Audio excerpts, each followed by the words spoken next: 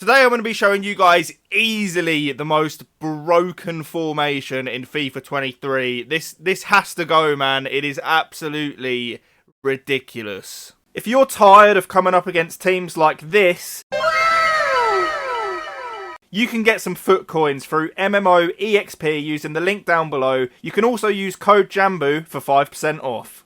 Okay, so I'm going to be showing you guys the best formation and the tactics for it in the game. It is the 3-4-2-1, and as an ex-pro player myself, I'm still in like the competitive Discord, and no word of a lie, every single day I'm seeing pro players begging the guys at EA to ban this in competitive games. This formation and tactics are literally just that good. You know, they're absolutely breaking the game, and I'll explain why. And the instructions are super important, so don't be one of those guys that just look at the tactics and click off the video. You need the instructions, otherwise this just isn't going to work. But guys, do me a massive favour. Hit a like on the video. Let's try and hit 200. If you're watching and it has less, hit a like and subscribe as well. I upload the best tactics on YouTube. I'm an ex-pro player myself. I've played FIFA at the highest level, and now I'm literally here to help you guys get better at the game, get more wins in champs, all that stuff. So I really appreciate the support. Comment down below what formation you're currently using as well.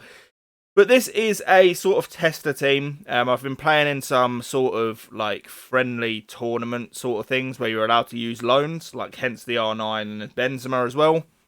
This is a perfect setup for a 3-4-2-1, and the reason for that is because, as you can see, I've got Munier here. He is the exact sort of player that you want to play as a centre-back. He's 6'3", with crazy pace, physicals, all that stuff. So you guys are going to see how I line it up in-game, but we'll explain more, you know, the sort of players that you want to look for and all that good stuff. So, 3-4-2-1. Firstly, these are the tactics. So, balance on the defensive style, 35 width, 65 on the depth, balanced direct passing, 40 on the attacking width, 6 players in the box, and then 1 on the corners, 1 on the free kicks.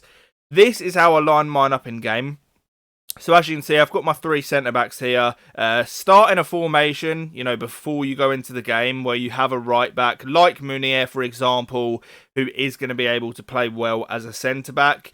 The key position, to be honest, though, in this setup is the left mid and the right mid. They're going to be doing an awful lot. I like to have one side which is sort of a very good attacking player, like this Rashford, and then one with someone who can go forward but is also a beast defensively, so Mendy. And essentially what's going to happen in this formation with the instructions is you're going to defend in a 5 at the back, but then when you're attacking, you're going to attack with 5 players as well. So that left and right mid are constantly, you know, bombing up and down the wing, and they're super important to how this setup plays. You can see we've got the 3 forwards as well. The way we're going to set those up is basically they're all going to act as strikers, making runs in behind. And then we've got 2 like box-to-box centre mids as well. So essentially, you know, the rundown is you defend in a 5-back, you attack with 5, you've got 2 centre mids, 3 strikers. It is disgraceful. You guys will see, you know, when you play with this in-game, just how broken it actually is. I think the main thing of the formation, obviously defensively solid, but attacking-wise, the options you get are absolutely gross. You just have so many options running in behind that your opponent physically can't mark it all. The best chance they've got is matching your 3-4-2-1, and then you just sort of go end to end. The only weakness with this formation, and the pros far outweigh the cons, otherwise pros wouldn't want this, you know, to be banned. But in terms of like the biggest concern negative for this formation is it can be a bit of a liability defending counter-attack. So, for example, because you've got the 5 players running forward, if your opponent is quick on the counter, they're going to be attacking just a back 3. You need like a good few seconds for your left and right mid to get back and defend in the 5. But like I say, the pros far outweigh the cons. So for the 3 strikers, or the striker and the 2 wide forwards, They literally do just play as central strikers, all of them.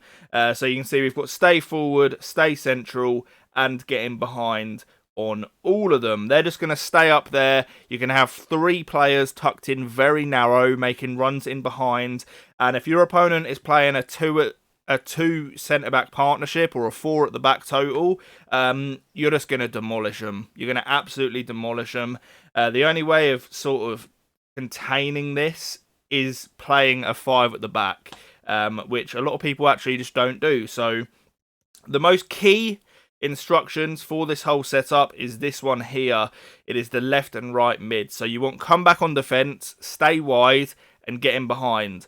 So like I say, essentially what's going to happen here is this left and right mid are going to drop into a perfect 5 at the back, but then as soon as you've got the ball, they're going to act as wingers. So whether they're attacking, defending, contributing in the build-up play, they're so vital. The stay wide is really nice as well because they just sort of hug the touchline when you have the ball.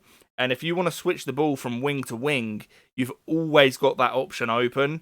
And that is super, super useful for just keeping the ball. This formation, it's open to every style of play. You know, if you want to sit back, be a rat and defend, you can do that in the 5 at the back. If you want to just play super aggressive and demolish people, you can do that with the 5 players going forward. If you just want to keep the ball, you can do that with the natural width, the centre mids, and the 3 options at the back, just passing the ball around.